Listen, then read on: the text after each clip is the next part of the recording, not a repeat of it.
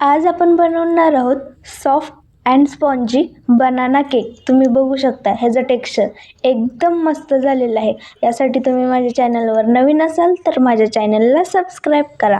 इकडे मी 2 केळे घेतलेले आहेत. तुमच्याकडे छोट्या साईजचे असेल तर तुम्ही 2 ते 3 घेऊ शकता. आणि केळाची साल वगैरे काढून मी त्याला मिक्सरमध्ये ग्राइंड करणार आहे. आणि तुम्हाला जर मॅश करायचं असेल मॅशरने तर तुम्ही ते मॅश पण करू शकता. आणि ह्याच्यासोबतच मी मिक्सरमध्ये साखर पण टाकणार आहे.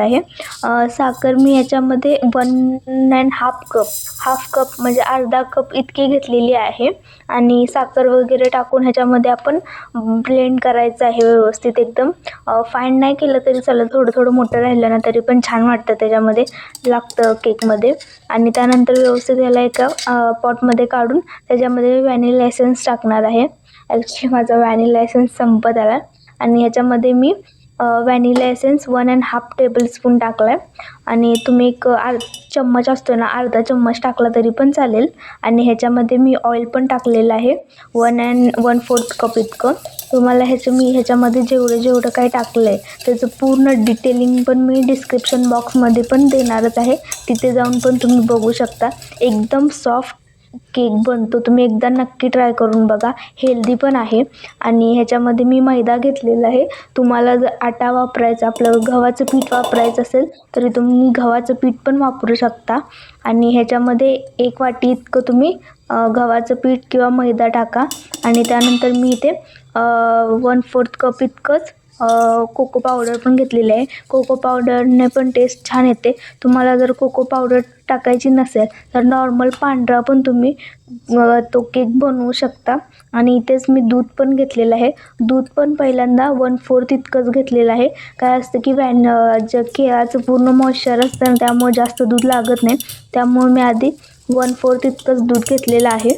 आणि त्यानंतर व्यवस्थित त्याला मॅश करून तुम्ही बघू शकता ह्याची जी कन्सिस्टन्सी असते ती एकदम अशी हार्डच असते, म्हणजे जास्त अशी पातळ नसते.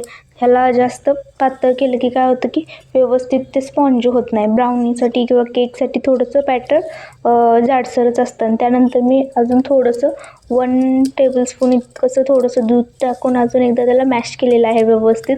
आणि इकडे मी ड्रायफ्रूट्स वगैरे पण चिरणार आहे. त्याच्या आधी मी इकडे गॅसवर एक मोठं पातेलं ठेवून त्याच्यामध्ये थोडंसं नमक वगैरे टाकून मी स्टँड ठेवलेलं आहे प्रीहीटसाठी. 10 ते 15 मिनटं स्लो गॅसवर एकदम ठेवायचं आहे. फुल गॅस करू नका, नाहीतर नमक वगैरे टाकलं असेल तर ते नमक काय होतं, जळतं. आणि इकडे मी एक कॅडबरी पण घेतलेली आहे. कॅडबरी पण व्यवस्थित बारीक करून मी थोडी टाकणार आहे त्याच्यामध्ये. त्याने पण थोडी टेस्ट छान येते आणि थोडंसं चॉकलेटी एक्स्ट्रा लागतं. आणि थोडंसं मी गार्निशिंगसाठी वरून थोडंसं काजू पण घेतलेलं आहे आणि थोडंसं अक्रोड घेतलेलं आहे. तुम्हाला जर टाकायचं नसेल तर तुम्ही स्किप करू शकता. आणि तुमच्याकडं जर बटर पेपर नसेल तर नॉर्मली व्यवस्थित आपण जे ह्याला मोल्ड घेतलेला आहे, मी इथं हार्ट आकाराचं मोल्ड घेतलेला आहे. त्याला व्यवस्थित तेल लावून त्याच्यावर काय करायचं की आपला मैदा असतो ना तो चिटकायचा, 1-2दा टॅप करायचा आणि सोडून द्यायचा. त्याने पण अजिबात केक चिटकत वगैरे नाही. ह्याच्यामध्ये मी बेकिंग पावडर आणि बेकिंग सोडा पण टाकलेला आहे, ज्याने आपला केक एकदम स्पॉन्जी बनतो. आणि थोडंसं ह्याच्यामध्ये मी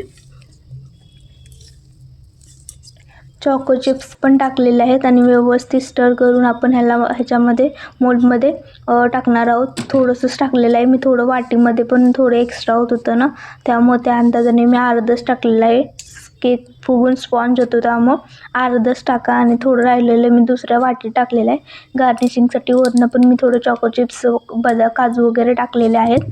आणि ह्याला मी आपण जे हे केलं होतं, गॅसवर ठेवलं होतं पातेलं, त्याच्यामध्ये ठेवून देणार आहोत. ह्याला 30 मिनटं इतकं ठेवू शकता. आणि तुमचं जर केक जाड वगैरे असेल तर 35 मिनटं असं ठेवा. आणि आधीमध्ये उघडून अजिबात बघू नका. काय होतं की 1-2दा मध्ये उघडलं की काय होतं की त्याचं टेम्परेचर इकडे तिकडं होतं. त्यामुळं आधीमध्ये उघडून अजिबात बघू नका.